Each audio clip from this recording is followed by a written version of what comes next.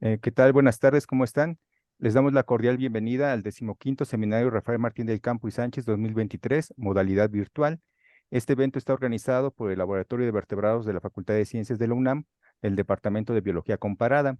Y hoy tenemos el gran gusto y honor que nos acompañe el doctor Emiliano Brunner y nos va a dar una conferencia sobre fósiles, cerebros, métodos de investigación en prehistoria y neurociencias. En este momento, la doctora Kathleen Babb le hará su presentación. Adelante, Katy. Buenas tardes, bienvenidos todos a esta última conferencia del 15º Seminario Rafael Martín del Campo y Sánchez. El doctor Emiliano Brunner es licenciado en Biología y doctor en Biología Animal por la Universidad La Sapienza de Roma. Es investigador en paleoneurobiología de homínimos en el Centro Nacional de Investigación sobre la Evolución Humana en España y colabora con el Centro de Investigaciones de Enfermedades Neurológicas en Madrid, en España también. Posterior a su formación en zoología y ecología, comenzó a trabajar con primates y en museología. Finalmente, decidió dedicarse a cuestiones relacionadas con la ecología humana y paleoantropología. Desde entonces se ha dedicado a estudiar la anatomía y morfología del cráneo, del cerebro y de sus vasos en las poblaciones humanas actuales, en las especies extintas y en otros primates. Utiliza en sus trabajos técnicas de anatomía digital y modelos espaciales en neuroanatomía evolutiva y craneología funcional. Estudia también la arqueología cognitiva, investigando en particular la evolución de la corteza parietal y de sus funciones visoespaciales. Su producción es muy diversa y destacan varios trabajos, entre ellos la publicación de su libro La evolución del cerebro humano, un viaje entre fósiles y primates, y realiza el primer trabajo en el mundo sobre cómo tratar de cuantificar la influencia de la geometría cerebral en las capacidades cognitivas. Coordina diferentes blogs científicos y trata diversos temas de divulgación sobre la integración entre la antropología y la neurociencia, incluyendo la extensión cognitiva, música y cerebro. Agradecemos mucho su participación en este 15º seminario y le cedemos la palabra, doctor. Muchas gracias, Kathleen. Muchas gracias, Noé, y a los organizadores por invitarme a este encuentro. Voy a compartir la pantalla y la presentación y espero que se vea bien.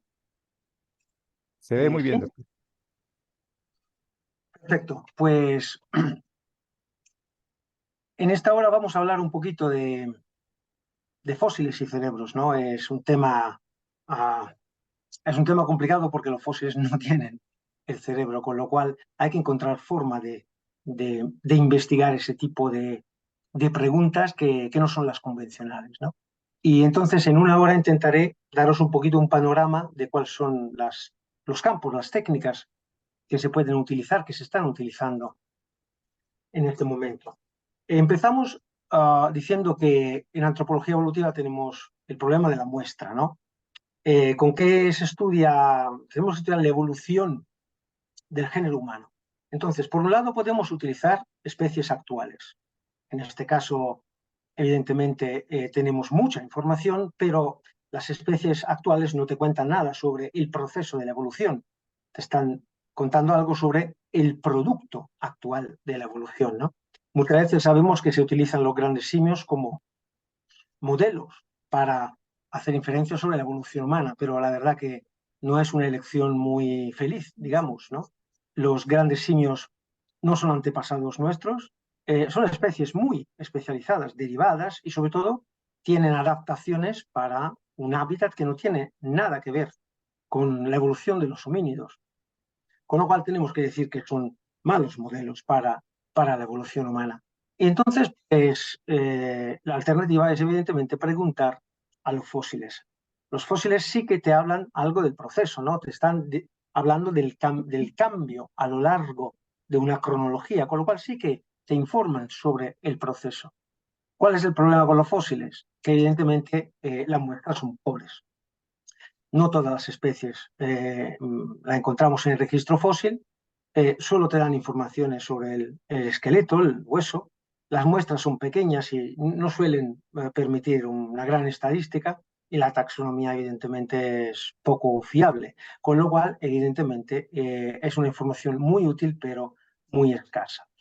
Entonces, en la antropología evolutiva, ¿qué es que podemos hacer? Pues nada, lo que podemos hacer es utilizar tanto las muestras neontológicas como las muestras paleontológicas, recordando que evidentemente ambos tipos de información tiene su utilidad, pero tiene también sus limitaciones. Y con esta pequeña premisa vamos a entrar un poquito en el tema de cómo tratar la neurociencia y la prehistoria, ¿no? Os voy a hablar de tres campos que son los campos que se están desarrollando ahora en los últimos 10, 20 años, ¿no? El primero es la paleoneurología, el que conozco más, evidentemente, en que he trabajado más. La paleoneurología trabaja de anatomía y trabaja de cerebro. La anatomía del cerebro en los fósiles. Luego tenemos la neuroarqueología, que voy a mencionar solo rápidamente porque es un campo en que yo no trabajo personalmente. También la neuroarqueología trabaja con cerebro, pero no tanto con su anatomía, como más bien con sus funciones. Y finalmente la arqueología cognitiva, campo que yo investigo desde más o menos 10 años, que no trabaja con cerebro, trabaja con el proceso cognitivo. Esta es una clasificación útil, no hay que tomársela demasiado estrictamente. Estos tres campos, evidentemente, tienen fronteras borrosas y quien trabaja en ese tipo de preguntas utiliza los tres recursos. Pero está bien tener en mente que se pueden dividir estudios sobre el cerebro y su anatomía, el cerebro y sus funciones, y sobre el proceso cognitivo. Empezamos pues con la paleoneurología, que es el estudio anatómico de la cavidad endocraneal en los fósiles. Con lo cual las palabras claves es anatomía, son anatomía, cavidad endocraneal y fósiles. Noé, ¿estás ahí?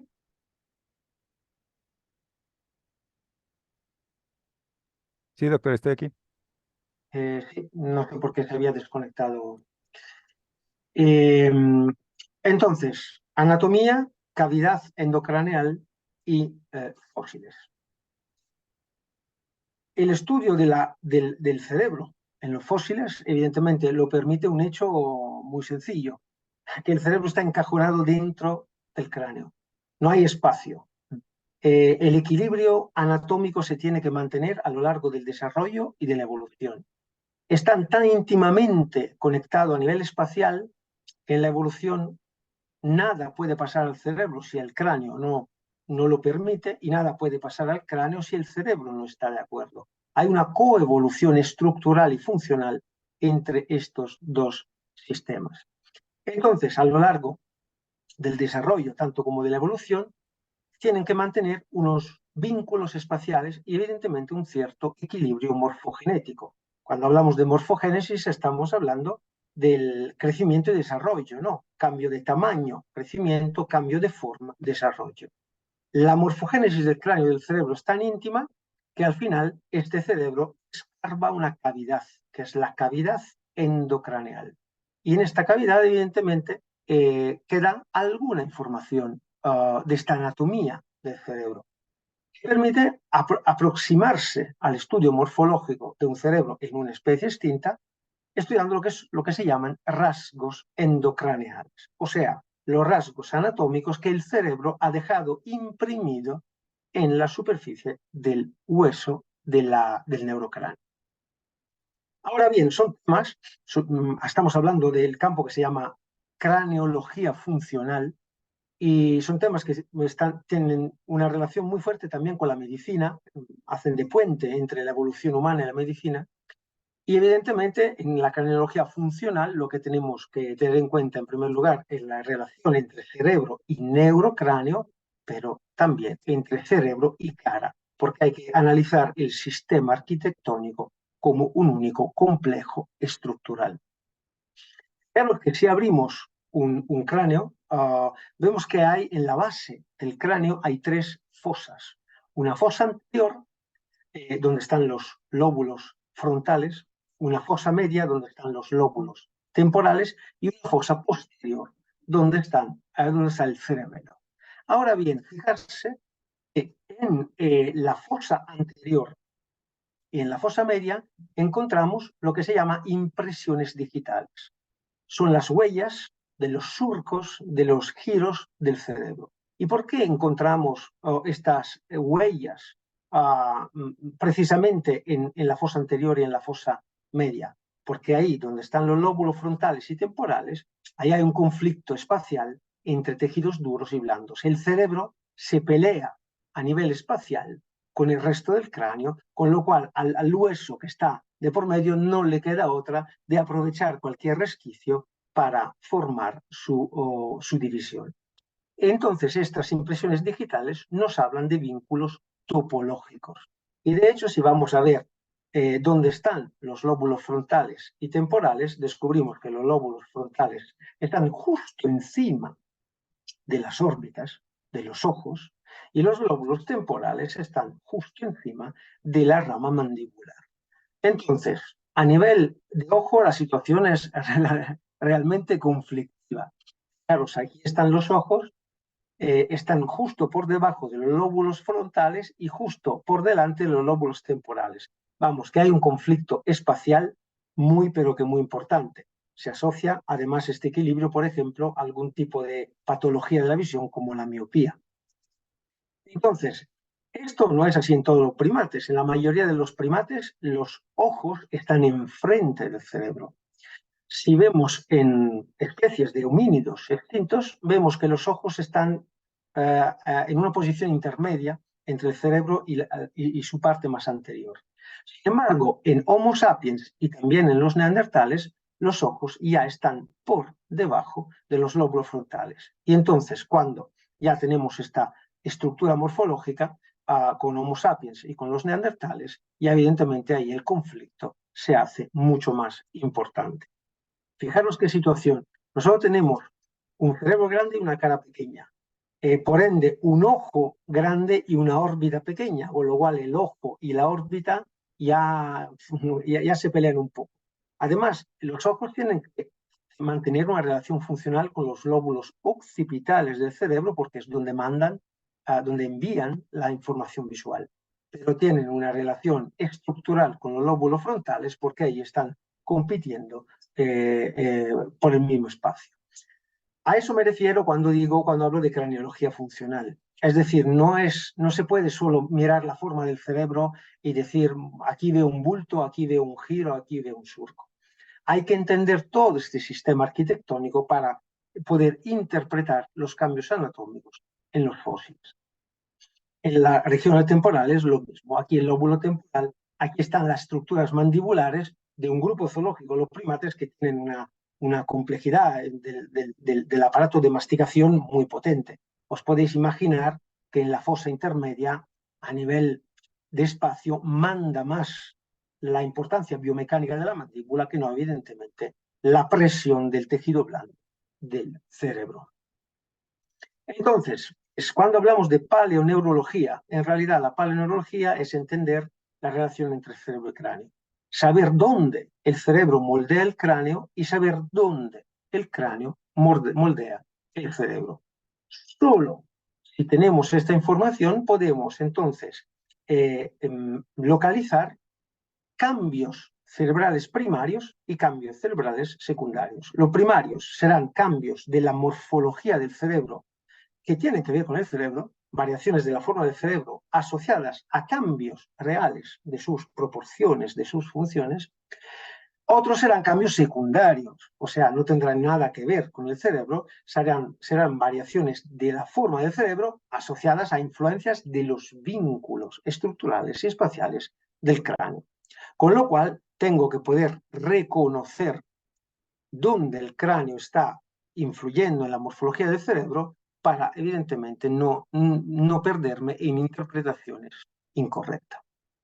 Para hacer todo esto, en paleontología no se estudia la cavidad endocraneal. Nosotros somos primates. Como primates, nuestro cerebro funciona cuando podemos ver con los ojos y tocar con las manos. Si no vemos y no tocamos, no entendemos. Con lo cual la cavidad no nos gusta porque es una cavidad. Entonces la rellenamos. Hacemos un molde de la cavidad endocraneal, molde endocraneal o como se llama en inglés, un endocast. En algunos casos, como en el niño de Taung que veis ahí a la izquierda, pues en rarísimos casos la matriz geológica ha entrado en la cavidad craneal, se ha solidificado y se encuentra un molde endocraneal natural con el fuego. Esto no es lo normal. Lo normal es que el molde endocraneal lo hacemos en laboratorio con materiales físicos, antes se hacía con yeso, hoy en día con resinas, ¿no? Entonces, a un cierto punto, evidentemente, la ciencia de hacer moldes endocraneales se ha vuelto súper importante en paleoneurología. Evidentemente, aquí hay técnicas, química, físicas. La competencia de los dentistas se ha visto que es súper útil en este caso, ¿no? En realidad, a finales de los años 90, ya las técnicas de imágenes biomédicas ya tenían una resolución buenísima, con lo cual ya se han empezado a emplear en estudios de investigación y entonces la paleontología, evidentemente, ha sufrido una revolución con la tomografía computarizada. Hoy en día los moldes ya casi no se hacen físicos, casi se hace siempre digital, ya se trabaja el píxel. Y esto ha creado una nueva profesionalidad que mezcla, por un lado, la anatomía y la biomedicina y por el otro, la electrónica y la informática, ¿no? Entonces, aquí, fijaros, aquí tenéis 5 cerebros de macacos y sus moldes endocraneales, ¿no? ¿Qué se ve? Se ve primero que se ve que cuando uno pasa de un cerebro a un molde, se pierde muchísima información. Un molde no es un cerebro, ¿no? Se pierde muchísima información. Pero la segunda cosa que se ve es que no se pierde toda la información. Buena parte de la información macroscópica, a nivel de surcos y giros, a nivel de forma, a nivel de tamaño, sí que la tenemos todavía ahí, ¿no? Entonces, evidentemente en un macaco no la necesito porque puedo estudiar el cerebro, pero en un neandertal, donde no tengo el cerebro, aquella poca información que se queda en el molde endocraneal es una información increíblemente útil. Entonces, ¿qué puedo preguntar a un molde endocraneal? Bueno, evidentemente investigar el tamaño cerebral, se le ha dado mucha importancia, aunque evidentemente en los últimos años la importancia del tamaño cerebral se ha un poquito rebajado, digamos. Se pueden estudiar los surcos y los giros, no todos, pero algunos. Los surcos y los giros permiten localizar proporciones corticales, ver que una región es relativamente más grande o más pequeña en una especie o en otra. Se puede estudiar un poquito el sistema vascular, se puede estudiar la relación cráneo-cerebro, lo que os comentaba antes, la craneología funcional, y también en algunos casos la relación entre forma y función.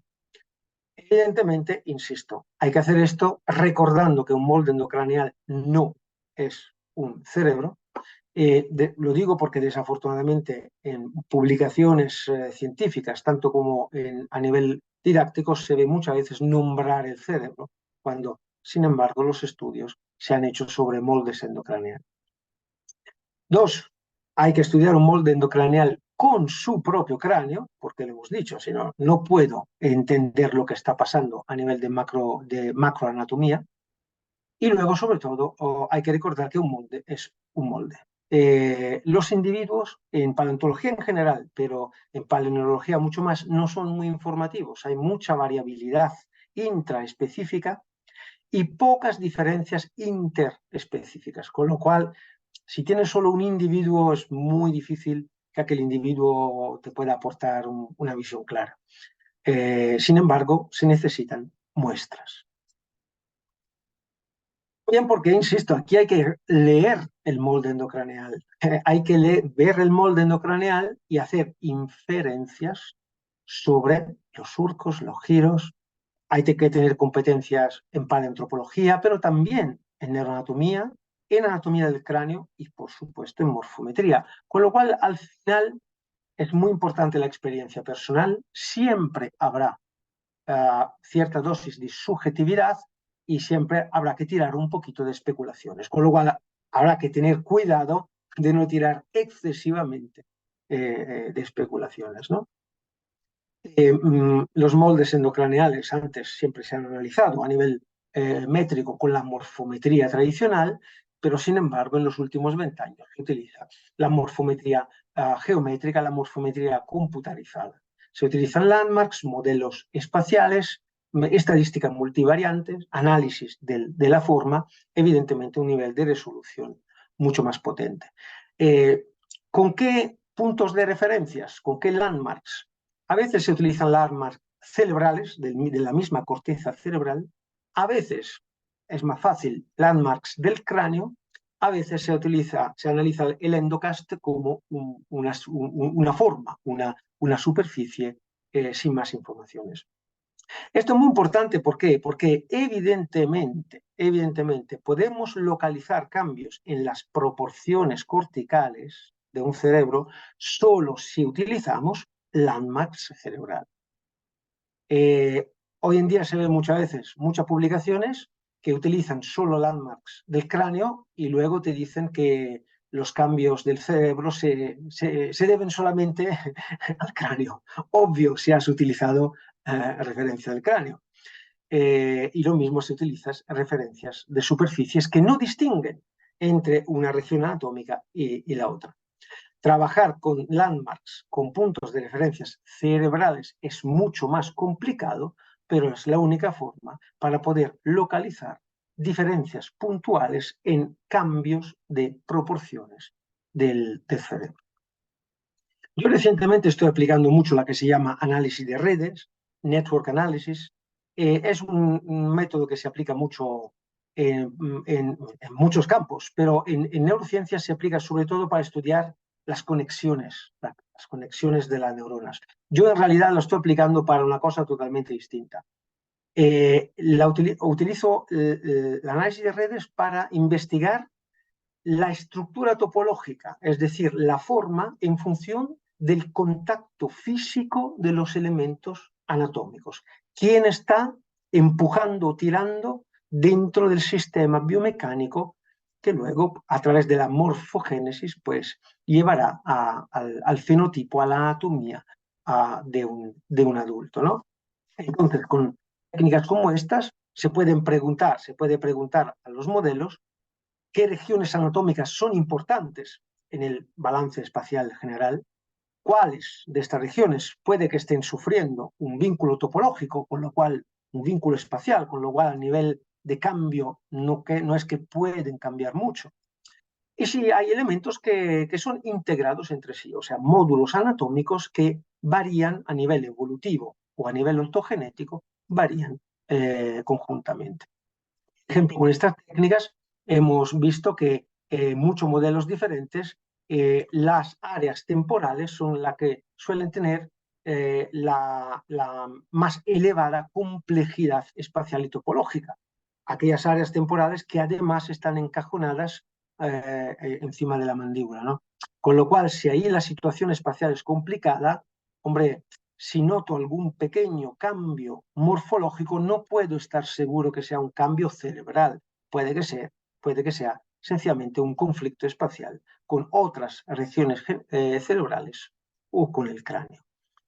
También hemos identificado otras áreas, como la que veis abajo, que actúan como puentes, son como bisagras entre diferentes bloques. En el caso del giro de la región paracentral a la izquierda, entre el bloque anterior y posterior. Y en el caso del cíngulo, a la derecha, entre un bloque superior y un bloque inferior. Y, por ejemplo, en este caso es muy interesante ver, si aplicamos un análisis de módulos, descubrimos que la parte superior de las zonas cerebrales del cerebro humano, a nivel topológico, tienen un equilibrio entre ellas, y las zonas, digamos, inferiores tienen un equilibrio topológico entre ellas, con la zona temporal que hace un poquito de interfaz entre estos dos bloques. Y mira tú por dónde, esta es precisamente la separación entre los huesos que están en contacto con la bóveda y los huesos que están en contacto con la base del cráneo. Y insisto, este análisis se ha hecho solo sobre la topología del cerebro, no se ha considerado el cráneo. Pero aún así, sale una diferencia topológica espacial entre el bloque superior y el bloque inferior. El bloque superior, donde el cerebro moldea el cráneo, el bloque inferior, donde muchas veces es el cráneo que moldea el cerebro. Y, y nada, pues esto hay que aplicarlo a tejidos blandos y duros, tanto al crecimiento como a los cambios a lo largo de la evolución y dentro del proceso. Se ha vuelto a bloquear. Yo lo, Sí, a sí, ver, lo retomo. De vez en cuando, sí, vemos la presentación, doctor, nada más que como sí, ahora que, sí, sí, pero, ya se ve. bien. No sé qué pasa porque se desconecta de vez en cuando. En algunos raros casos se puede correlacionar forma y función, ¿no? Como por ejemplo a nivel de la función térmica. La función de regulación térmica es importante en el cerebro. Uno de los parámetros que influye en la regulación térmica es la forma del objeto. Entonces, por ejemplo, en este caso se pueden hacer modelos para ver cómo la distribución del calor cambia al variar de la forma cerebral en diferentes especies de homínidos o primates no humanos. Finalmente, lo que se puede estudiar también son los rasgos craneovasculares. Venas y arterias se sabe que tienen una importancia a nivel de oxigenación, pero también de regulación térmica, de esqueleto hidrostático, sujetan los tejidos blandos del cerebro y son buenos marcadores genéticos o marcadores de algún tipo de patología. Y estas son todas cosas que es interesante estudiar tanto en las especies fósiles como en las poblaciones arqueológicas modernas. Entonces, lo que se estudia son los rasgos craneovasculares, rasgos de arterias y de venas que dejan sus huellas en el cráneo. En particular, la arteria meningea y los senos venosos que corren entre el cerebro y el hueso en las meninges y dejan huellas en la superficie interna del cráneo. Los canales diploicos que corren dentro de los huesos frontales, parietales y occipitales, y finalmente las venas emisarias, que son orificios que conectan el espacio endocraneal y el espacio ectocraneal. Bien, esto era para hablar de la paleoneurología y tenéis un artículo de review que habla de muchos de estos temas que hemos introducido. Limitaciones, bueno, son claras, ¿no? Se puede solo estudiar la macroanatomía externa del cerebro, las muestras suelen ser muy pequeñas, se necesita inferencia y experiencia personal y, desafortunadamente, muchas veces se cae en un exceso de especulación. Aquí tenéis, más allá de todos los artículos que podéis encontrar en mi página web, aquí tenéis un par de libros que tratan sobre ese campo.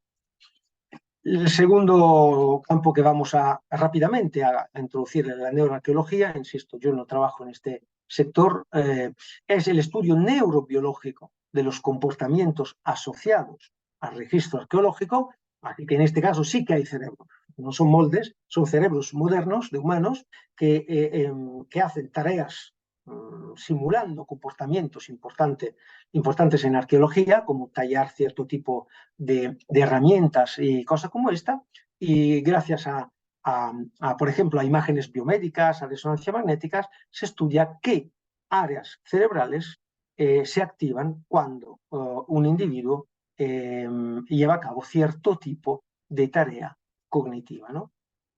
En este caso, las competencias son de la neurobiología y de la arqueología y de la ciencia cognitivas, y os podéis imaginar las limitaciones.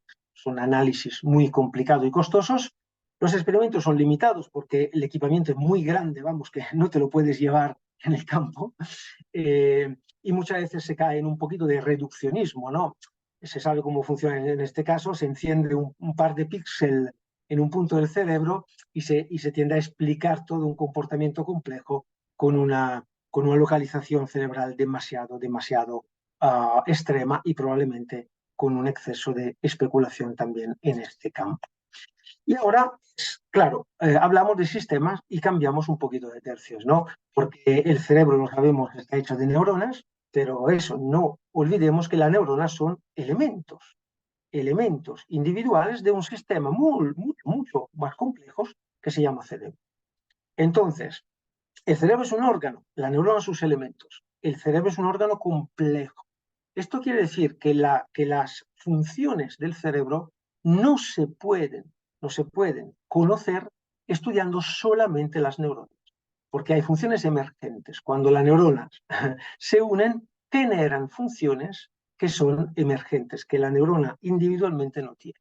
Así que, evidentemente, si tú estudias la neurona, se está estudiando la neurona. Si quieres estudiar cómo funciona el cerebro, tienes que estudiar cómo funciona todo el cerebro. El cerebro es de un proceso mucho más amplio y mucho más complejo, lo que llamamos cognición, proceso cognitivo o mente. Igual que no se puede estudiar las propiedades del cerebro solo estudiando las neuronas, no se puede estudiar el proceso cognitivo solamente estudiando el cerebro. Hay que salir del cerebro para estudiar el proceso cognitivo y, sobre todo, hay que incluir dos elementos fundamentales, el cuerpo y el medio ambiente. Y aquí entramos en el tercer campo, la arqueología cognitiva, o sea, el estudio de modelos psicológicos asociados a los comportamientos deducidos por el registro arqueológico. ¿Esto qué quiere decir? Es decir, que tenemos una evidencia arqueológica, restos, deducimos un comportamiento asociado a estos restos y, claro, vamos a ver si estos comportamientos encajan o no encajan en cierto tipo de teoría cognitiva. La mayoría de teorías cognitivas que tenemos hoy en día son jerárquicas, con lo cual hay habilidades cognitivas amplias que están formadas por habilidades cognitivas más estrechas, que son las que luego influyen en comportamientos específicos. ¿Qué hace la arqueología cognitiva? Busca algunos de estos comportamientos específicos, los que son disponibles en el registro arqueológico, que son pocos, para ver si encajan o no encajan con el modelo en psicología que intente explicar esta organización estructural. Investigar y, por supuesto, testar habilidades cognitivas. Uno de los primeros casos que se estudió en arqueología cognitiva fue la memoria de trabajo, que es la habilidad de mantener información sobre todo imágenes y palabras, mientras se lleva a cabo una tarea. Tenemos en los lóbulos parietales, están implicados en un borrador visoespacial, imágenes, y un borrador y un almacén fonológico, palabras, ¿no? Y tenemos un sistema frontal de atención ejecutiva que gestiona estos dos recursos. Una atención ejecutiva frontal que gestiona recursos de almacenes, de imágenes y de palabras. Es un poquito como, podemos decir, la RAM de los ordenadores modernos, ¿no? Bien, entonces esta atención ejecutiva tiene un papel fundamental. La atención en general es la habilidad de sostener un proceso cognitivo en el espacio y en el tiempo, independientemente de elementos distractores o estímulos conflictivos, tanto internos como externos. Entonces, os podéis imaginar cuál es la importancia de esta función. Tenemos nosotros muchas habilidades cognitivas, lingüísticas, sociales, matemáticas, espaciales, mnemónicas, y a veces se habla de la inteligencia como la capacidad de integrar entre ellas todas estas diferentes habilidades cognitivas. Todavía no sabemos si exactamente existe o no existe esta inteligencia, pero es una interpretación bastante sensata. Bueno, aún así, aún reconociendo la importancia de esta capacidad de integrar todo esto, tenemos que reconocer que de por medio está la atención.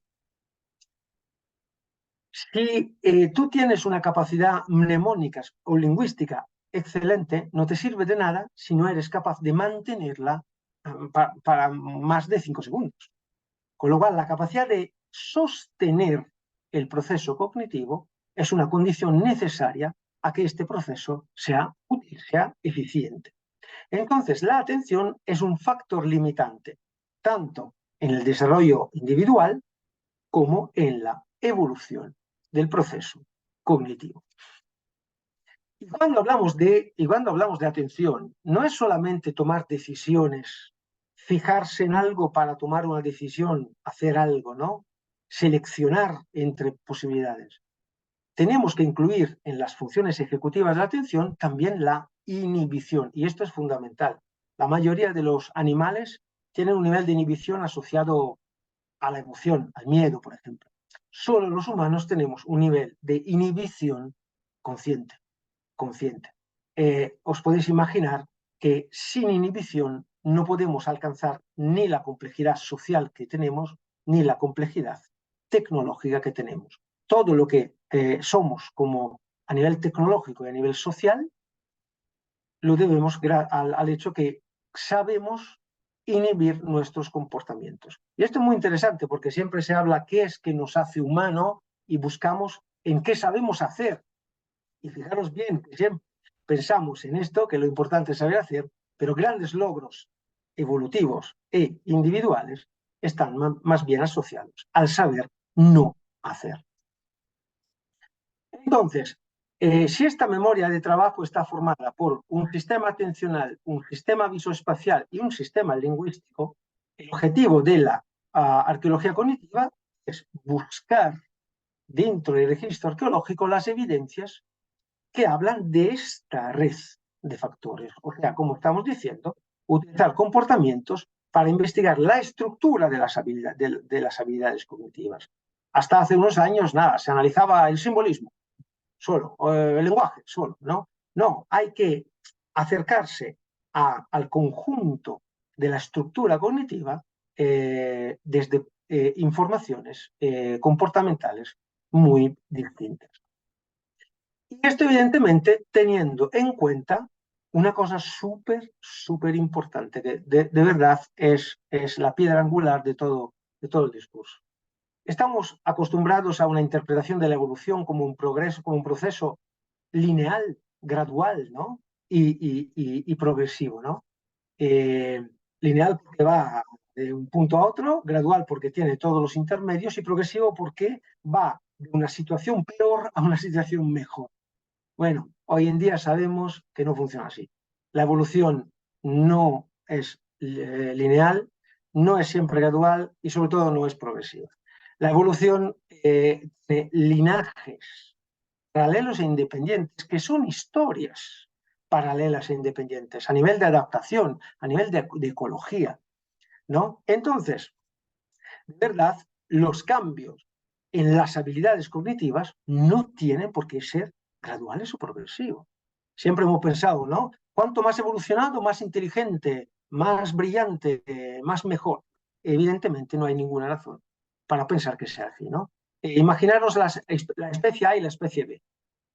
No hay ninguna razón para pensar que la especie B sea una forma mejorada de la especie A. E incluso cuando hay un vínculo directo filogenético, como en el caso de la especie A y de la especie C, insisto, no hay por qué pensar que la especie C sea sencillamente una versión mejor de la especie A. Ha habido un cambio ambiental y ha surgido una especie C que se ha adaptado a otra historia, a otro contexto, a otro sistema ecológico y a otro destino genético. Entonces, imaginaros, por ejemplo, nuestra memoria de trabajo, formada por atención, un sistema visoespacial y un sistema lingüístico. Claro, puede que haya una evolución de grado, ¿no? Dos especies y la segunda tiene todo aquello más grande, más atención, más visoespacial, más lingüístico. Pero también tenemos que reconocer la posibilidad que una especie, otra especie, sencillamente tenga una combinación diferente de rasgos. Quizás ha mejorado su capacidad visoespacial, pero ha perdido en capacidad lingüística. O incluso puede que haya añadido otros elementos que evidentemente no están en este modelo, que es un modelo diseñado para nosotros, ¿no? Es decir, trabajando en modelos cognitivos, hay que recordar que los homínidos extintos podrían haber tenido habilidades cognitivas que nosotros hemos perdido o que incluso nunca hemos evolucionado. Yo os voy a hacer el caso de la integración visoespacial, que es el tema que más he estudiado en estos últimos 15 años. A nivel de tecnología, algunos psicólogos que han trabajado en ello y arqueólogos pues han llegado a la conclusión que en los neandertales la tecnología se puede tranquilamente basar sobre todo, no solamente, pero sobre todo en una memoria a largo plazo, la memoria del experto que hace muchas veces una cosa y al final se la aprende. Con lo cual, para hacer la tecnología neandertal no sería necesaria una memoria de trabajo muy especializada, como por ejemplo la tenemos nosotros, Homo sapiens. Yo y otros equipos hemos estudiado los lóbulos parietales que se ocupan de integración visoespacial y nada, pues después de muchos años resulta bastante claro que a pesar de tener un cerebro de tamaño parecido a humanos modernos y neandertales, pues nosotros humanos modernos hemos desarrollado unas regiones parietales de la corteza bastante más amplia y las funciones de parietales, una de las funciones principales es la función de integración visoespacial. También los neandertales hacían un uso increíble de la boca y de los dientes como tercera mano para manipular su tecnología, mucho más que cualquier población humana moderna. Tenemos algunas poblaciones de cazadores, recolectores, de Homo sapiens que utilizan la boca, pero no tanto como los neandertales. Y usar la boca no es muy sabio cuando se manejan piedras y los dentistas todavía no se han inventado. Con lo cual, si utilizaban tanto los dientes arriesgándose, es probable que su capacidad somática no fuese tan especializada como la nuestra. También no hay evidencia con los neandertales de armas de propulsión. Hay algunas lanzas pesadas, pero nada comparables con las lanzas que se utilizan para cazar a distancia o, por supuesto, arcos o flechas, vamos. Además, tienen muchas heridas de contacto, con lo cual es posible que estas heridas de contacto sean de cazadores que cazan con un combate cuerpo a cuerpo con el animal.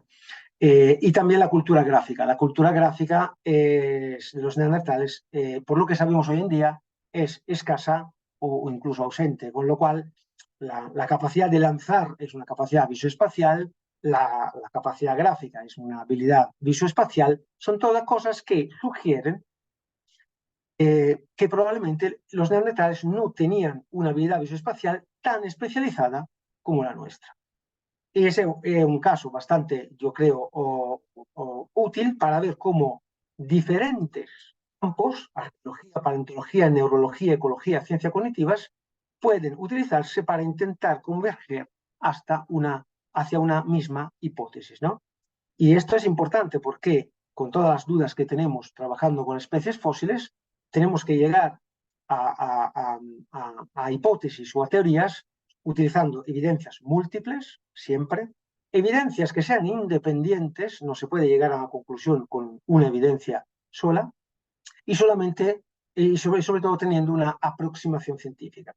Quiere decir que en este caso, hombre, no estamos diciendo que no han desarrollado, no han evolucionado una habilidad visoespacial como la nuestra. Lo que estamos diciendo es que por el momento no hay evidencia de que lo hayan hecho. Muy interesante la historia de los lóbulos parietales porque los lóbulos parietales a nivel de tamaño, a nivel de conexiones y de complejidad de área son increíblemente más desarrollados en Homo sapiens que en cualquier primate no humano. Y por lo que sabemos también más desarrollado en Homo sapiens comparado con otros homínidos, ¿no? Y los lóbulos parietales están involucrados en muchas cosas, ¿no? Visoespacial, la coordinación ojo-mano, lenguaje, relaciones sociales, la atención, ¿no? A mí me interesa la integración visoespacial sobre todo por el tema de la integración cuerpo-visión, la integración entre cómo siento mi cuerpo y lo que veo, y la coordinación entre mano y ojo. Atención, que esto no es solo una cuestión física, biomecánica, ¿eh? Esto implica imaginación visual. Esto implica saber imaginarme mi cuerpo en el espacio, en el tiempo. Esto implica dar un nombre a mi cuerpo en el tiempo y en el espacio, y este nombre es yo, mi ego, mi self, mi propia historia, ¿no? Entonces, de aquí la importancia de entender bien qué ha pasado con esta percepción áptica, ¿no? La conciencia del cuerpo. La percepción áptica es una mezcla de tacto, de propiocepción, la sensación del cuerpo, la sensación de elementos externos añadidos al cuerpo cuando toco algo, y la interocepción, los receptores del estado del cuerpo. Y fijaros bien que en las primeras etapas de la evolución humana, las herramientas eran más frecuentemente grandes. Grandes quiere decir que necesitabas toda la mano para poder engancharte a la tecnología. Luego, pues han empezado a aumentar, ha empezado a aumentar la frecuencia de herramientas más pequeñas, que necesitaba solamente los dedos, ¿no? Y finalmente, herramientas muy, muy pequeñas que se pueden manejar con las falanges y con la yema. Y a mí esta especialización somática y sensorial me recuerda, evidentemente, la de los caballos, por ejemplo, ¿no? Una reducción, teniendo que especializarse en correr, pues en lugar de añadir, en lugar de ampliar, han reducido y han distalizado el contacto entre el cuerpo y en el caso de los caballos, el suelo, y en el caso de la mano, la tecnología, ¿no? Sabéis que en nuestro cerebro tenemos un mapa de todo nuestro cuerpo, se llama homúnculus, ¿no? Y este mapa no es proporcional al tamaño del cuerpo, es proporcional a cuánto, al nivel de sensibilidad que tenemos en cada área del cuerpo. Y este homúnculo tiene, evidentemente, manos que son gigantes, que sobre todo sentimos con las manos. Después de la mano viene la boca, y esto es probablemente la razón por la cual los neandertales tiraban mucho de la boca, porque evidentemente el homúnculo de los neandertales no tenía manos tan especializadas como la nuestra, ¿no? Entonces, es interesante saber que todo esto se relaciona con estos lóbulos parietales, que aparentemente son más evolucionados en nuestra especie, sobre todo si consideramos una cosa, que hasta 1.000.007 de años los homínidos han sido usuarios ocasionales de herramientas, luego el uso de herramientas se ha hecho habitual y en los últimos 300.000 años se ha hecho obligatorio. ¿Qué quiere decir obligatorio? Que ya nuestro nicho ecológico, nuestro nicho económico, nuestro nicho cognitivo depende de la tecnología. Si quitas la tecnología, ya no existe nuestro nicho ecológico, nuestro nicho económico, nuestro nicho cognitivo.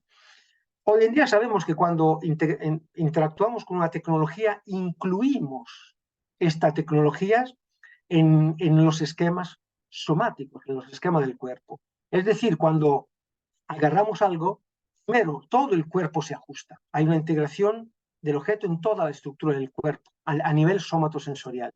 Luego, el cerebro incluye el elemento en el mismo esquema corporal y luego, a estas alturas, el elemento viene incluso en el sistema, en el proceso cognitivo, en el sistema cognitivo. Y aquí hay que abrir un poquito un debate rápidamente. Muchas veces se habla de uso de herramientas en otras especies. Si es verdad que una herramienta tiene que ser parte de una red tecnológica, no una herramienta, sino muchas herramientas. Si es verdad que herramienta es algo que tiene un vínculo obligatorio con la ecología, con la economía, con la cognición de una especie, si es verdad que la integración de la herramienta tiene que pasar por una integración del esquema corporal y cognitivo, hombre, no todas las herramientas, no todos los objetos son herramientas.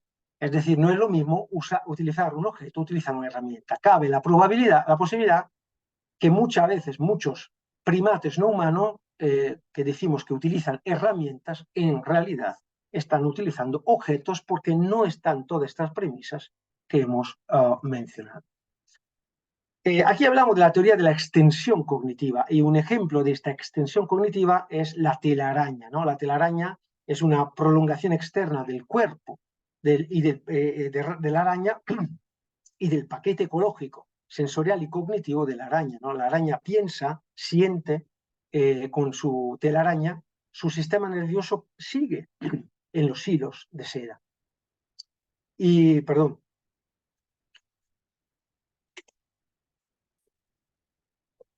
sobre todo, si le quitas la telaraña, la araña muere. Con lo cual es un elemento obligatorio de su biología. Pero resulta que la tecnología es nuestra telaraña. Nuestra cognición no está asistida por las herramientas. Nuestra cognición se sustenta en nuestra tecnología, es dependiente de ella. La tecnología son elementos extrasomáticos del sistema cognitivo. Cuando hablamos de cyborgs pensamos a, pues eso, a un matón que le sale un bazooka del brazo y no, yo creo que el primer cyborg lo hemos tenido hace 2 millones de años, cuando un homínido agarró, ¿no?, una piedra y descubrió que este elemento añadido podía actuar diferentemente, sentir diferentemente e incluso pensar diferentemente. Entonces yo hace unos años propuse una nueva habilidad humana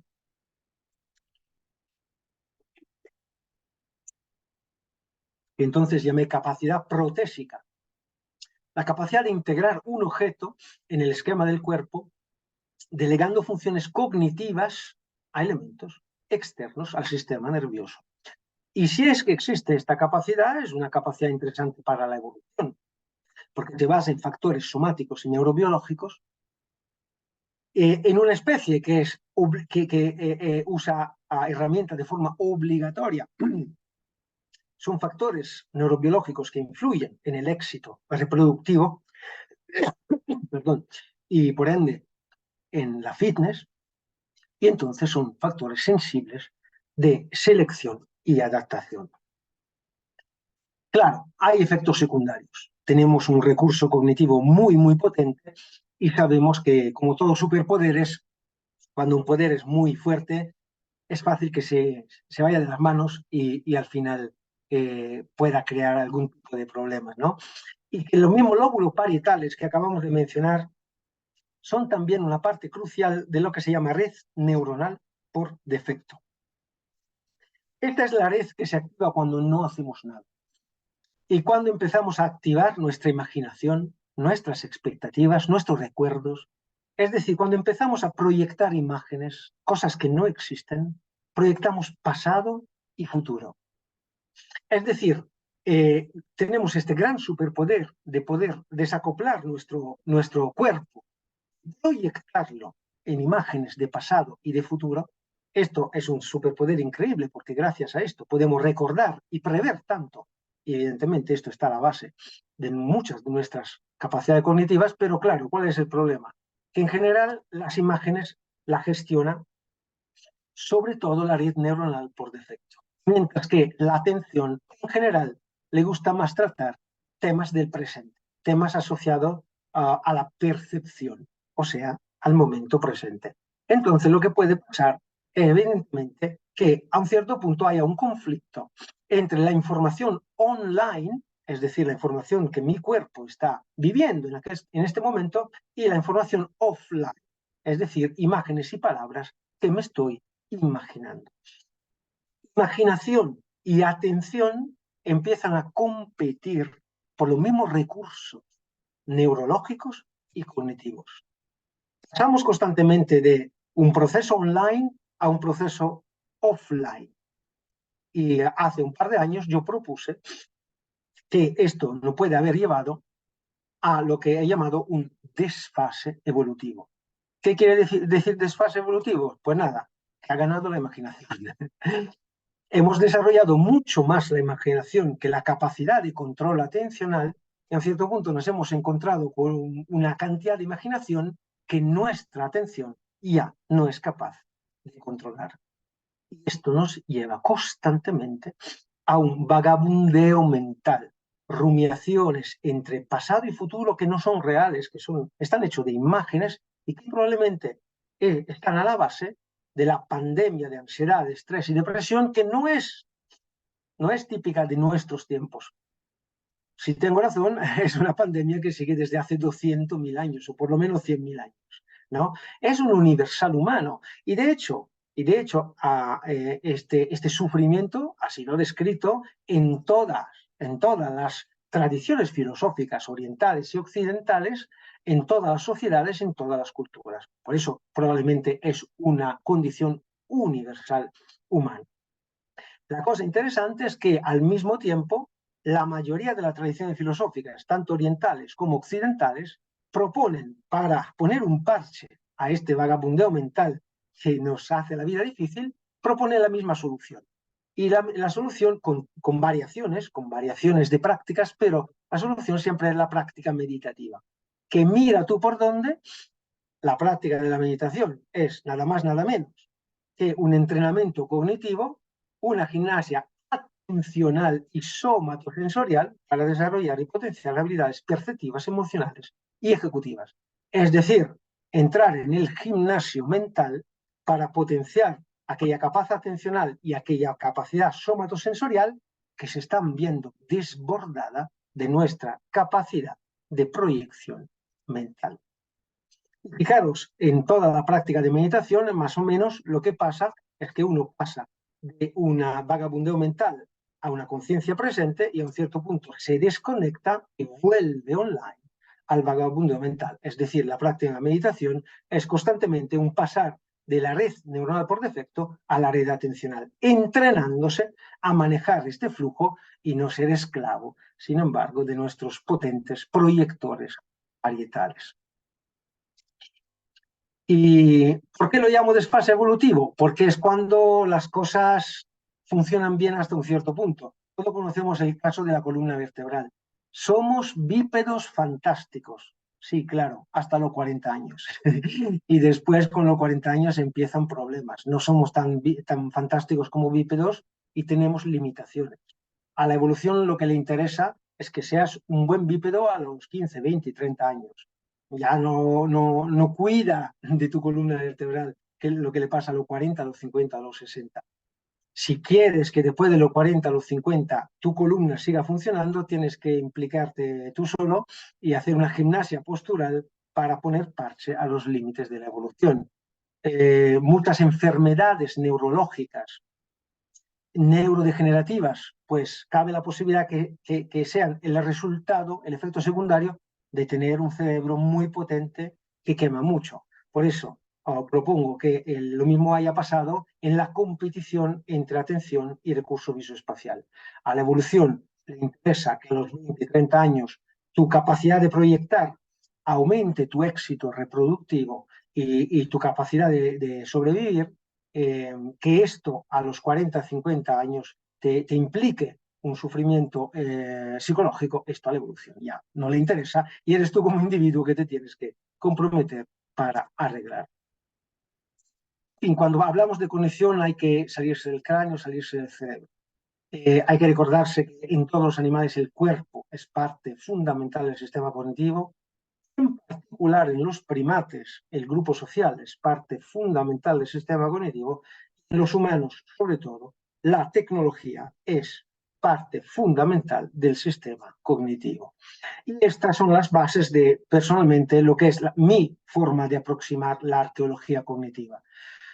Un campo que necesita competencias de la arqueología, de la antropología, de la psicología, de la ciencia cognitivas y cuyas limitaciones son también en este caso patentes, ¿no? Hay un excesivo desarrollo teórico en esta disciplina, los factores y las variables son muy complejas y hay, como siempre, demasiadas especulaciones. El tema del desarrollo teórico es muy importante. Esta disciplina lleva 20 años desarrollándose casi solamente a nivel conceptual y teórico. Sin embargo, yo creo que a un cierto punto hay que meter mano a los experimentos. En mi laboratorio, lo que he intentado hacer en estos años ha sido utilizar las herramientas de la psicología experimental para intentar poner números, cantidades a teorías e hipótesis. He aplicado la actividad electrodérmica, por ejemplo, que es mediante el potencial eléctrico de la piel, detecta la variación de atención mientras estás haciendo algo, y en nuestro caso lo hemos analizado cómo cambia tu nivel de atención mientras se manipula tecnología lítica de grados diferentes de complejidad, y hemos hecho lo mismo con el eye tracking, que es el seguimiento visual, ¿no? Hemos estudiado cómo varían los esquemas de la atención visual mientras que exploramos con nuestros ojos las herramientas paleolíticas. Y recientemente estoy intentando aplicar también la psicometría, los test psicométricos, para intentar analizar algunas habilidades visoespaciales asociadas al registro arqueológico. Y ahora vienen las pegas, porque sabemos perfectamente que cuando alguien trabaja en campos de fronteras y pioneros, siempre hay alguien más que sentado en un sofá te dice por qué lo estás haciendo mal, ¿no? Y como siempre hay muchas críticas y hay dos críticas que os puedo asegurar. Yo tengo que responder a todos los revisores y a todos, siempre las mismas dos críticas y que me hacen mucha gracia, la verdad. La primera es, dicen, hombre, pero estas son mentes modernas. Si tú haces seguimiento visual, si tú haces neuroimaging, si tú haces psicometría, lo haces en Homo sapiens. Con lo cual, no puedes luego extrapolar los resultados de Homo sapiens a un neandertal o a un Homo erectus. Y a mí, insisto, me hace gracia esta crítica porque acabamos de decir que todos los antropólogos utilizan el chimpancé como modelo de la evolución humana y nadie dice nada. Todos los neurólogos utilizan los macacos como modelos del cerebro humano y nadie dice nada, sin considerar que en medicina se utilizan como modelos ratas, ratones o erizos de mar y evidentemente es normal, así funciona la ciencia, utilizando modelos. Y entonces, si se puede utilizar un chimpancé como modelo humano, un macaco como modelo humano, una rata como modelo humano, hombre, en nuestro caso estamos utilizando un humano, Homo, como modelo para otro humano, Homo, con lo cual tampoco me parece que es un problema muy grave, sin considerar que no tenemos alternativas, con lo cual, o esto, nada. La segunda crítica que se hace siempre dice, hombre, eso no se puede comprobar. Si tú dices que los neandertales no tenían una capacidad, una especialización visoespacial, esto no lo puedes comprobar, a no ser que te inventas la máquina del tiempo. Y mi respuesta es, hombre, claro que no se puede. Igual que no se puede comprobar teorías en biología molecular, ecología o física. En ciencia todos son modelos y todos los modelos funcionan solo mientras son compatibles con las observaciones. Así funciona la ciencia. En física, en ecología o en arqueología cognitiva. Bueno, esto es un artículo de review reciente que podéis descargar desde la página del Journal of Anthropological Sciences. Es una review que habla de estos tres campos, de la paleoneurología, de la neuroarqueología y de la arqueología cognitiva. Justo hace un par de meses acabo de editar este nuevo libro sobre arqueología cognitiva y percepción visoespacial a nivel experimental. La primera parte es una parte dedicada a las ciencias cognitivas y la segunda parte está dedicada a la evolución humana. Y hasta hace poco yo tenía unos casi 50 artículos en la revista Investigación y Ciencia, que como probablemente sabéis, era la revista más importante de divulgación científica en lengua castellana, que es la segunda lengua materna en el mundo, hasta que la multinacional Springer Nature se compró la revista y acto seguido canceló la revista y 50 años de archivos, con lo cual lo sentimos, pero mis 50 artículos y los 50 años de investigación y ciencia ya están o han acabado en el olvido de los servidores de una multinacional, pero podéis encontrar, sin embargo, muchos artículos de divulgación míos en la revista Jotdown. Y este es el libro que hemos mencionado a principio de este encuentro que acaba de salir hace un par de meses, con lo cual el contenido es bastante fresco. Esta es mi página web donde podéis encontrar todos mis artículos y el blog de mis estudiantes y muchísimas gracias. Sí, esto es muy, muy interesante la conferencia, doctor Brunner. Realmente estamos sí, como muy contentos y con toda la información que nos ha brindado, sí, y aparte de los hallazgos que ha encontrado, las publicaciones, y realmente de eso, ¿no? Como realmente conocer nuestra propia historia, ¿no? Como que ahí, como, y aparte de eso, que realmente que siempre nos asombra tanto, ¿no? Como las funciones de nuestro cerebro, ¿no? Y los cerebros justamente de los homínidos con los que hemos compartido, ¿no? Esa historia evolutiva. Antes de empezar con las preguntas, tiene saludos, este, y felicitaciones de varios de los asistentes. Le saludan desde la Ciudad de México, desde Ameca Meca, del Estado de México, de Madrid, se conectaron. Genaro se conecta desde Sinaloa, Paulina del Instituto de Geología de la UNAM, Se conectan también de Morelos, de la Universidad Autónoma del Estado de Morelos, del Zoológico de Chapultepec, de Tlaxcala, del Instituto Nacional de Ciencias Médicas y Nutrición Salvador Subirán, de San Cristóbal de las Casas. Déjenme, ahorita voy a checar las preguntas. Y sí, déjenme. Ahorita las preguntas las pueden colocar en el chat para que, de hecho, este León Fuentes menciona muchas felicidades, doctor Brunner, una excelente y muy interesante conferencia. También Jenny lo felicita justamente por la conferencia, igual que Alan Chavarría. Dice, gracias por la exposición. Aquí, por ejemplo, Fabiola menciona, dice, ese desfase que genera el vagabundeo mental sería debido a que se requiere mayor cantidad de energía para tener atención en el presente, es decir, tener más recursos metabólicos. Buenísima pregunta, la verdad. No lo Ujú. sé, no lo sé, evidentemente. Si es verdad que no hemos logrado mantener al paso nuestra atención con nuestra capacidad visoespacial, si es verdad, no sé dónde ha habido el fallo. No sé si ha sido una cuestión de metabolismo, o sea, de energía entregada a la tarea, si ha sido una cuestión de cableado, como la mayoría de las veces suele pasar. Si es una cuestión de potencia, sencillamente de potencia del ordenador, o sea, la parte visoespacial sencillamente es más grande que la otra. No sabría decirlo, no sabría decirlo, pero es verdad que si hay un desfase, sería muy interesante indagar la causa biológica. Recordemos que, insisto, es un desfase para nosotros como individuo, no es un problema para la evolución. Con lo cual, si aquí estaría sentada con nosotros la señora evolución, te diría, no hay nada que comprobar, todo está perfectamente. Sí. Gracias, doctor Bruno. Dice María de Los Ángeles, dice excelente conferencia, felicidades así también por los organizadores. Dice Isabel, sí, muchas gracias. Isabel Cañeda menciona, muchas gracias, doctor Brunner. Ha sido muy interesante su conferencia, nos ha dejado mucho que reflexionar. Gracias por compartir sus conocimientos y todo muy didáctico, mil gracias.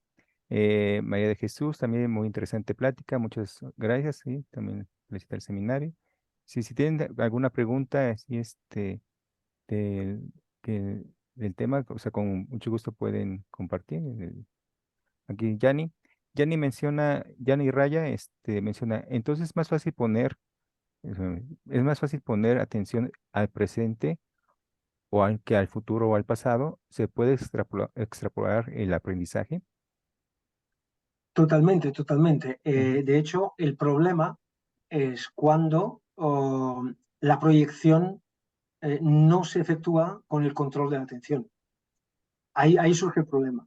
Ya. Cuando la proyección va libre, por eso se llama vagabundeo mental, precisamente porque la función ejecutiva de atención no está controlando ¿quién empieza a controlar esto? Pues las emociones. Y esto genera una avalancha que suele acabar mal a nivel psicológico, ¿no? Sin embargo, si la proyección se acompaña de la atención, hombre, esto es parte del superpoder. Por ejemplo, el aprendizaje, como hemos mencionado, el aprendizaje, saber aprender y saber enseñar, evidentemente, es parte de esto, pero, por ejemplo, la creatividad. Nuestra capacidad de imaginación es una fuente de creatividad única y, bueno, suele acompañarse con resultados excelentes cuando hay la atención que supervisiona. A nivel artístico se puede asociar con resultados excelentes también cuando la atención no supervisiona, pero insisto, en estos casos se asocia también con problemas psicológicos y emocionales y una serie de condiciones mentales que suelen ser perjudiciales. Perfecto. Sí. Había un famoso cantante italiano que le preguntaron, dicen, pero ¿por qué escribes solo canciones tristes? Dice, porque cuando estoy feliz salgo con los amigos, ¿sabes? Con lo Sí. cual sabemos perfectamente que las rumiaciones y todo lo que conlleva a nivel emocional puede generar un arte excelente, pero insisto, con problemas que luego pasan factura. Sí, gracias, doctor. Genaro menciona, dice, muchas felicidades, doctor Brunner, una ponencia bastante documentada, me ha dado buenas razones para explicar la desaparición de los neandertales, dice, su supuesta convivencia temporal con los Homo sapiens, es básicamente como comentario. Y sí, menciona, aquí Sí, está. sobre la desaparición de los neandertales, vamos a ver, evidentemente no está nada claro que esto sea Ujú, suficiente para ujú, explicar la desaparición de una especie. Hoy en día no tenemos idea ujú, de por qué los neandertales han desaparecido. Puede que haya ujú, habido una competición con Homo sapiens, y esta competición puede que haya sido directa o indirecta, ecológica, ¿no? Pero también cabe la posibilidad que se hayan extinguido por su cuenta, como a menudo ocurre en biología evolutiva, ¿no? Puede que haya habido un momento en que, por razones ecológicas o por razones biológicas, el modelo neandertal, pues sencillamente no haya funcionado ya bien y, y se haya reducido con el tiempo hasta desaparecer. Entonces, no podemos achacar la ujú, desaparición de los neandertales a una causa u otra. El desfase, desfases evolutivos los tenemos todos. En nuestro caso, he mencionado la columna vertebral y las enfermedades neurodegenerativas. perfecto. Hombre, son desfases importantes. Uno, la locomoción fundamental y Ujú, el otro, enfermedad neurodegenerativa. Vamos, son cosas importantes. A pesar de estos desfases, no se puede decir que estamos extinguiéndonos. Somos el único primate que ha invadido todo el mundo, tanto a nivel biogeográfico como a nivel de población, ¿no? Con lo cual, pues eso, un desfase evolutivo por sí mismo no justifica la extinción de una especie. perfecto. Muchas gracias, doctor. Sí, de hecho me quedé pensando con esta cuestión de que nos indicaba, ¿no? Que todas esas enfermedades neurodegenerativas, ¿no? Cómo hay grupos de personas o personas más bien que logran tener sus recuerdos incluso hasta los 90, 95 años, recuerdos de hace mucho tiempo, incluso hasta de su infancia. Y bueno, lamentablemente hay personas que sufren esas enfermedades como de Alzheimer, ¿no? Que lentamente empiezan a olvidar, ¿no? Y sí, bueno, son todas esas cuestiones. Ahorita me quedé pensando en esa dinámica. Doctor, le menciona a Georgina, doctor Brunner, ¿es posible relacionar el proceso cognitivo con la alimentación o ejercicios mentales? Bueno, en teoría sí, en el sentido que sabemos perfectamente Mm, que la alimentación, la dieta, más ujú, bien, es un elemento fundamental de la ecología de una especie, con lo cual, ¿cómo no va a tener impacto en el comportamiento de esta especie? Vete tú a saber, evidentemente, quién es causa y quién es consecuencia.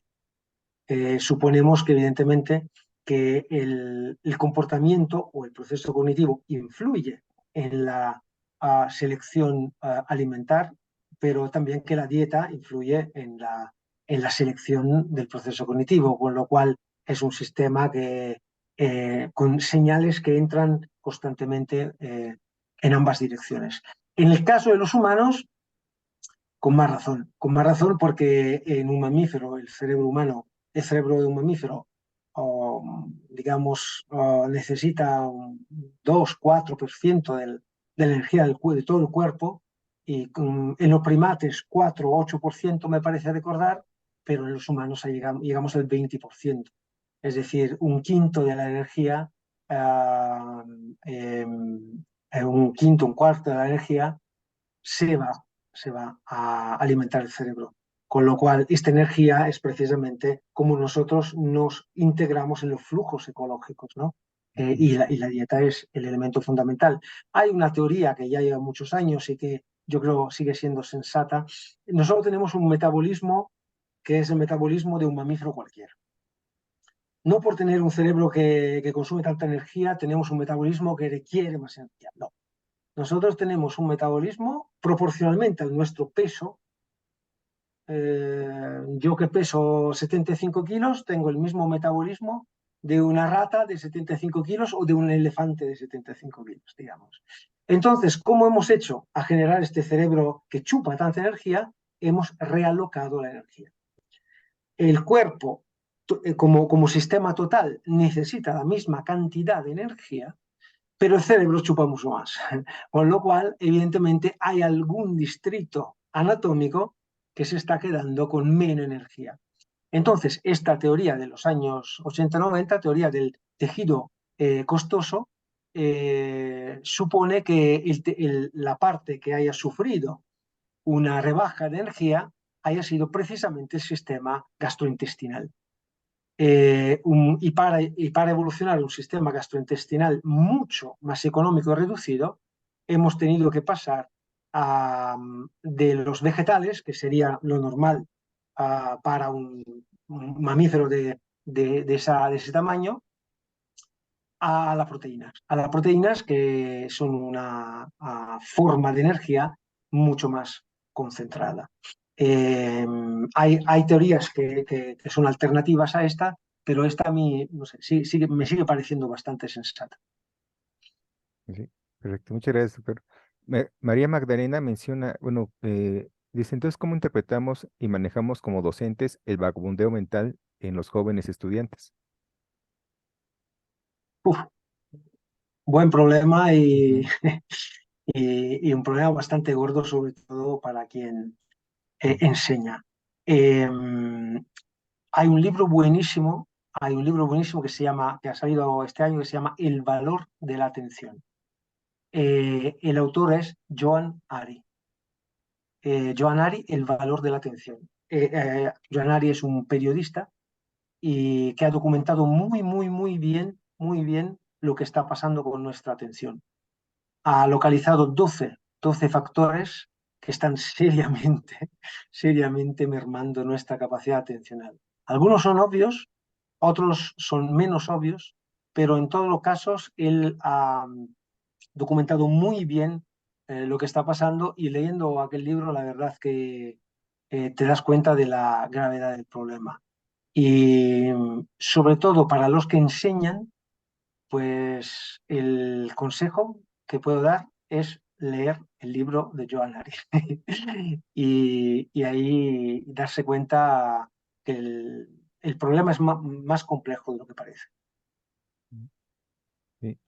Sí, Juana Margarita también menciona lo del déficit de atención, ¿no? Como un síndrome. Entonces, bueno, esta Fabiola menciona que dice, respecto a cuestiones bioéticas, dice, ¿no sería mejor utilizar los modelos que usted usa en vez de usar chimpancés y macacos por la cuestión del sufrimiento? Creo que mencionó Fabiola. Ujú, Hombre, claramente ujú, la ujú, investigación que ujú, utiliza modelos ujú, animales tiene cuestiones éticas. Hoy en ujú, día, hoy en día hemos hecho realmente unos avances increíbles en este sentido. El nivel ético que tenemos hoy en día comparado con el que teníamos hace 50 años es buenísimo. Esto no quita que, en mi opinión personal, queda todavía mucho por hacer. ujú. Sí. Tiene más felicitaciones, doctor. Dice Rosalba, también dice gracias por la conferencia y bueno, también por todas las conferencias del seminario. Impresionante tema para el cierre de esa temporada del seminario, excelente ponente. Me encantó la reflexión que nos deja en la sección de las críticas también. Es Elizabeth Martínez. Genaro también dice muchas felicidades por las conferencias, gracias por la explicación, gracias por la explicación, doctor Brunner. Joaquín Cifuentes dice, ha sido un gran cierre con broche de oro, dice Joaquín Cifuentes. Felicidades, Paulino Fermín, dice, muchas felicidades al ponente, excelente conferencia. Perfecto, también nos felicita por la organización del seminario. Yani menciona, dice, si los neandertales serían peores planeadores que nosotros. Bueno, como especulación, no sé, ¿qué opina, doctor?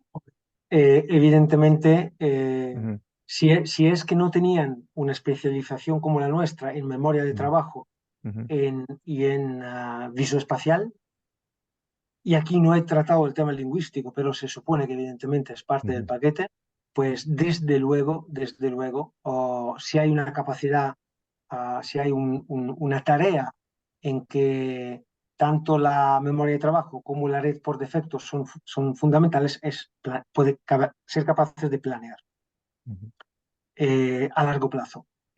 Cuando hablamos de proyecciones, insisto, cuando hablamos de proyecciones hablamos tanto de pasado, memoria, tanto de futuro, ¿no? Pero tenemos que decir que en realidad nosotros distinguimos estas dos cosas porque uno pensamos que está atrás y uno pensamos que está adelante, pero en realidad están hechas de la misma materia, que es la imaginación. Un recuerdo no existe, una predicción no existe.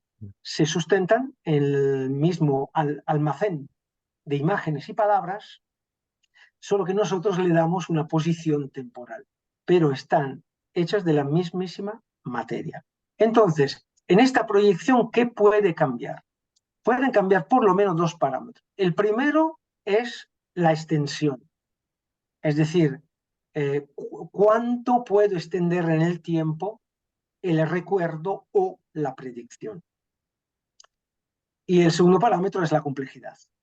Es decir, que independientemente si es un recuerdo a corto o a largo plazo, o si es una predicción a corto o a largo plazo, puede ser muy sencilla o muy compleja.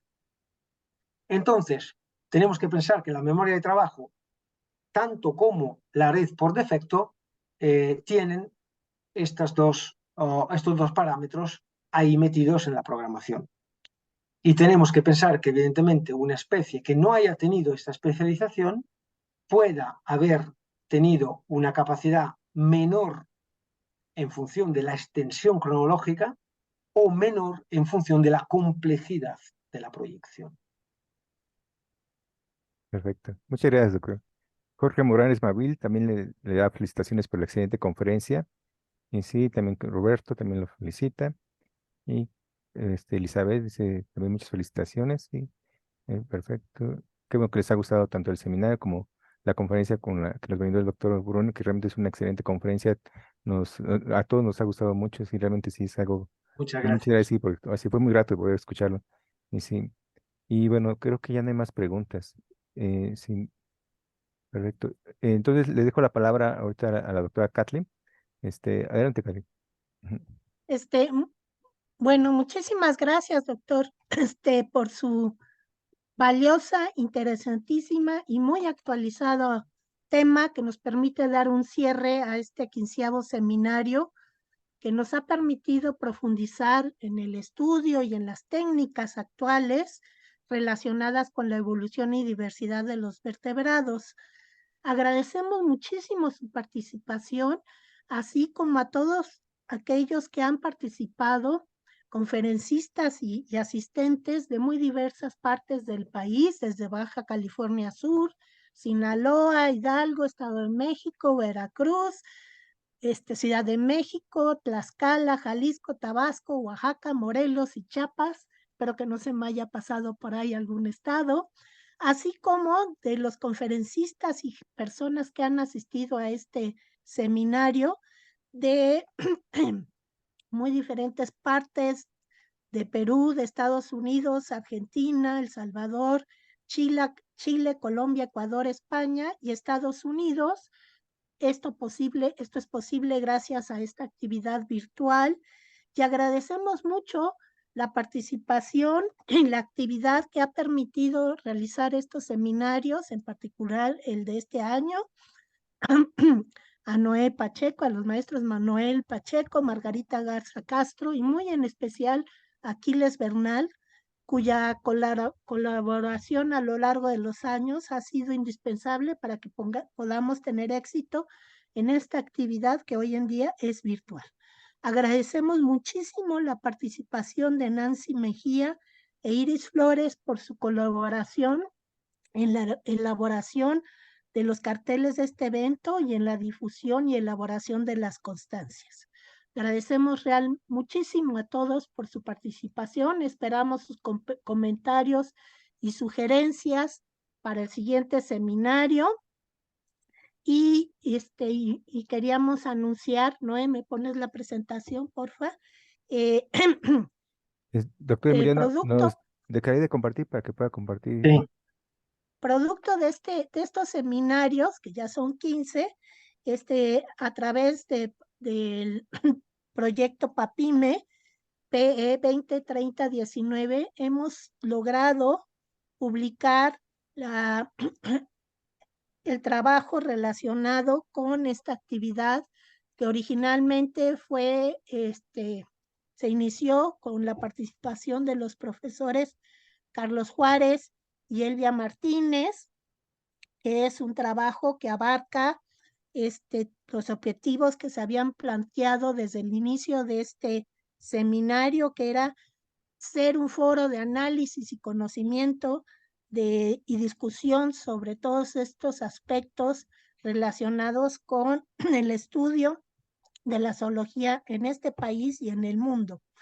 Este libro es un compendio de varios temas. ¿Me das el otro? ¿Me pasas la otra, Noé, por favor?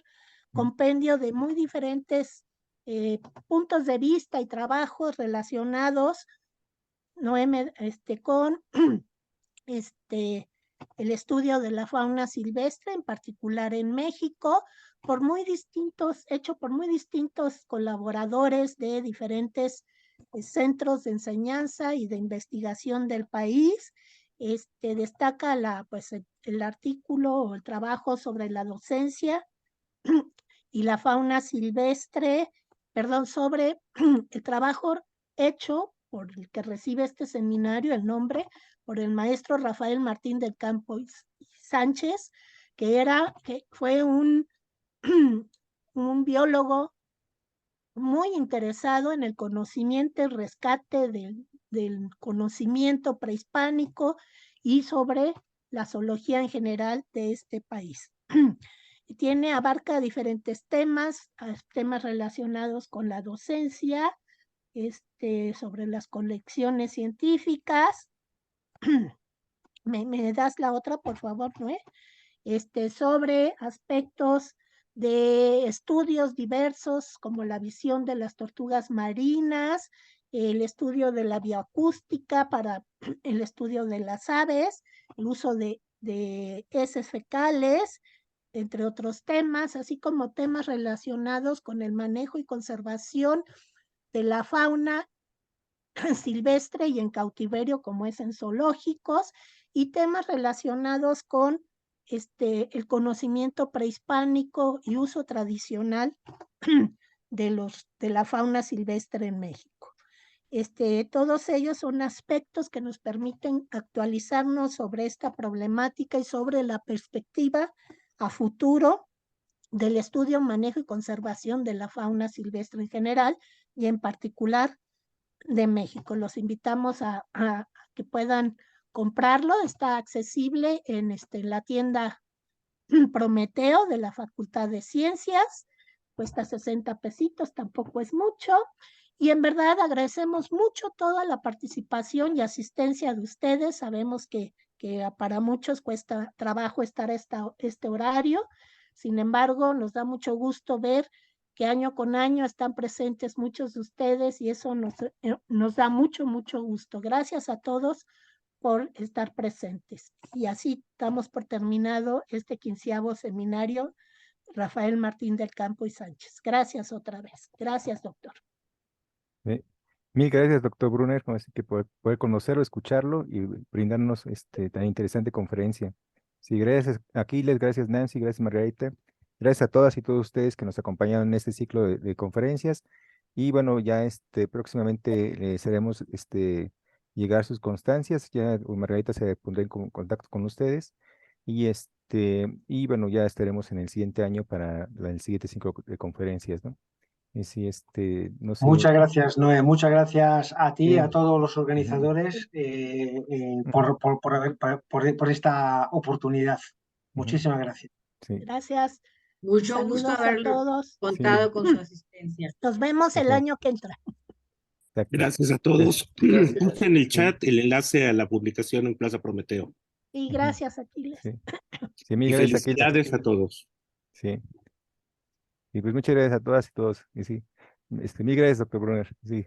Que tengan buena noche, buenas noches, Tania. Elizabeth. Buenas tardes aquí en México. próximo Sí. año. Gracias, Jorge. Buenas Hasta luego. tardes. Hasta luego. Hasta Cuídense luego. mucho. Que tengan buena Hola, Jorge. Hola. Hola, Margarita, muchas gracias.